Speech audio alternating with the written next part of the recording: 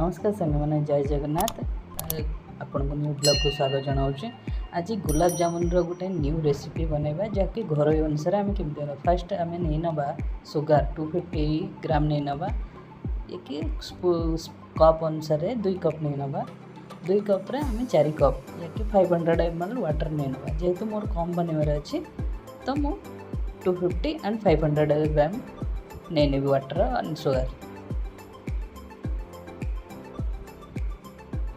आपण चाहिए आपण अनुसार भी नहीं पारे कितना बनइबे तापर डिपेंड करे। मु 20टा बनऊ तो 20 अनुसार नौ देख रोज वाटर पकईदबा भल स्मेल पाए एंड इलायचीटा भल टेस्ट आसे चाशनी जोटा कि रसर आउ स्लोली स्लोली मिक्स करथुआ सिम रे गैस को दे दे।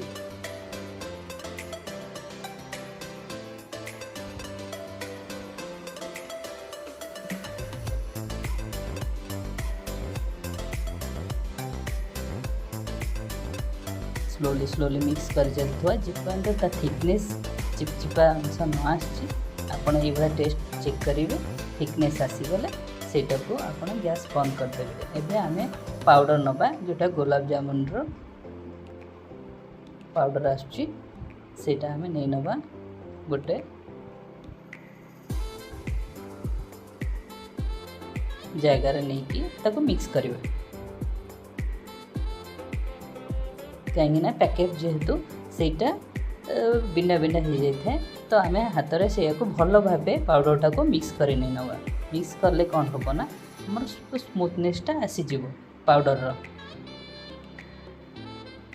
आपण चाहिए यहाँ पानी रे भी मिक्स आपण चकटी पारे या तो पुणी आपण मिल्क रे भी करें। आम जेहेतु मिल्क अच्छे आम मिल्क नहींचु ताकि स्मूथनेसटा गुलाब जामुन भीतर आसो से आम मिल्क नहीं नीचु आपन चाहिए वाटर भी करें किसी असुविधा नहीं।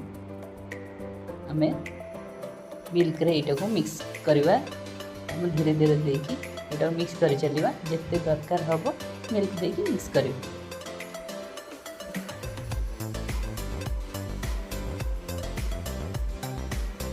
भल भाव चकटी नवा चकटी नहीं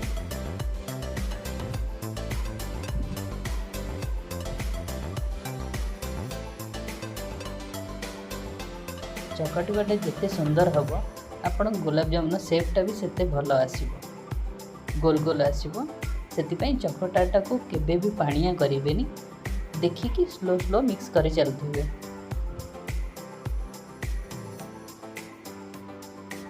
भल भाव मिक्स कला परे आपण चेक करेंगे सीटा को चेक करेंगे कि ता थिकनेसटा नहीं स्मूथ है कि नहीं ये लास्ट रे आपण चेक कर पारे।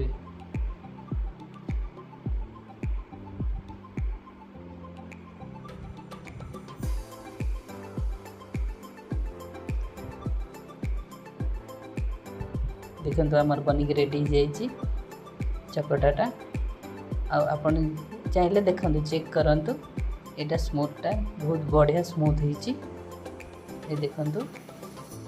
एबे आमे आकु गोल गोल बनवा स्टार्ट करबा देखंतु बहुत भल सेप रे बनुची आपन जो बड़े सेप चाहिए यहाँ को बन पारे आम गोल गोल बनौचु लंबारे भी दुटा आप देखिपुर बनी आपड़ जो सेप रे चाहिए हार्ट सेप रे जो सेप रे आपण फ्रेम अच्छी तो आप बन पारे किसी असुविधा नहीं। आम बनिक रेडी हो जाए गोल गोल आपको आम ऑयल फ्रेम रे बे छाड़ीदबा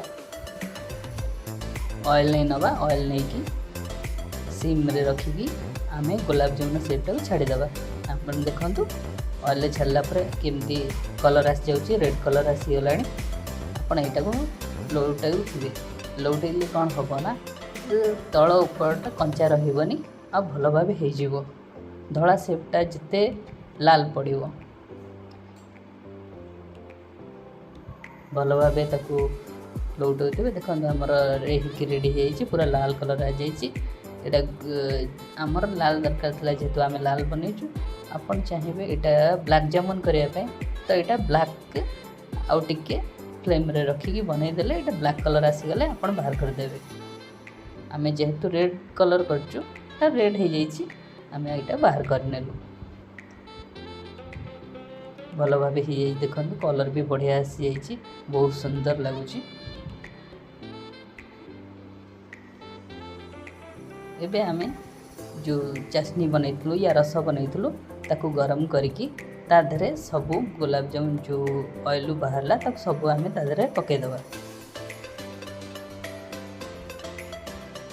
आराम से सब नहीं आम धीरे धीरे सबू चाशनी पकईदे पकईला परे सी प्राय तो 30 मिनिट आफ्टर सीटा फुलीज फुलीगला आपण गुलाब जामुन होगी पूरा रेडी हो आपड़ नहीं आराम से टेस्ट करेंगे।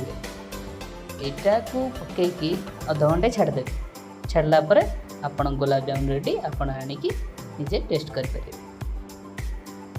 देखो यहाँ मिक्स करदे देखो आम गुलाब जामुन बनिक रेडी हो आ भीतर भी बहुत सुंदर हो बहुत भल भाव हो कलर हो घर हो आपन चाहिए आपन घर यहाँ को अप्लाई करेंगे। यहाँ देखिए अप्लाई करंतु बनातु। जय जगन्नाथ। लाइक सब्सक्राइब करदे।